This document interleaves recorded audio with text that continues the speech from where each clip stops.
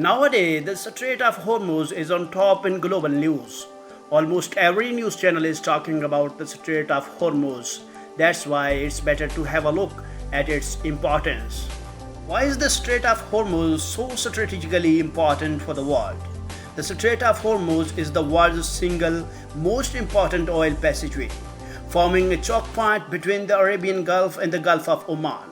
The 39-kilometer strait is the only route to the open ocean for over one-sixth of global oil production and one-third of the world's liquefied natural gas. The maritime area has been in the news following explosions on June 13 that damaged two oil tankers just a month after four other vessels were sabotaged nearby. It's better to have a look at how the tanker war started. The tanker war phase of the Iran-Iraq war started when Iraq attacked the oil terminal and oil tankers at Iran's Kharch Island in early 1984. Saddam's aim in attacking Iranian shipping was, among other things, to provoke the Iranians to retaliate with extreme measures, such as closing the Strait of Hormuz to all maritime traffic, thereby bringing American intervention. Iran limited the retaliatory attacks to Iraqi shipping, leaving the strait open.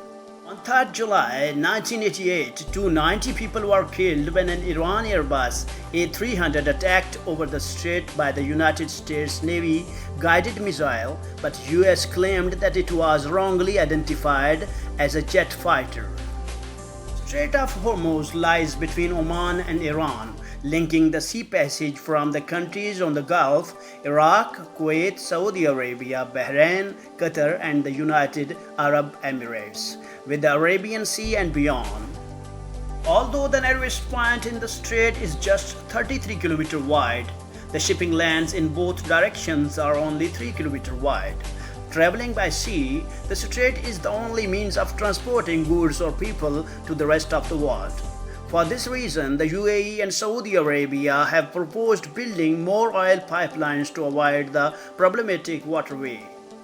Around one-sixth of the world's oil moves through the strait, 17.2 million barrels per day. This includes most of the oil from Organization of Petroleum Exporting Countries OPEC, members Saudi Arabia, Iran, the UAE, and Kuwait.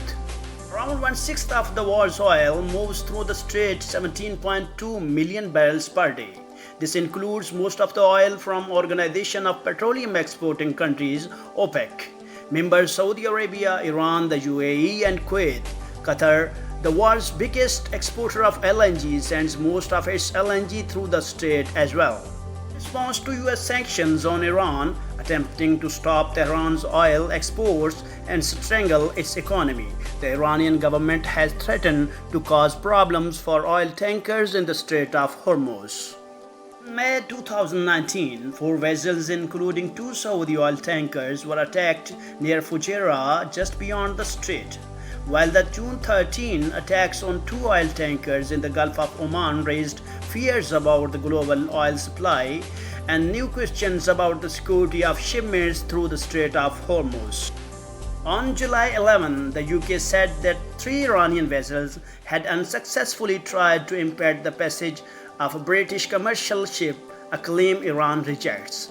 A week earlier, the UK seized an Iranian oil tanker suspected of transporting crude oil to Syria in contravention of Union sanctions off the coast of Gibraltar.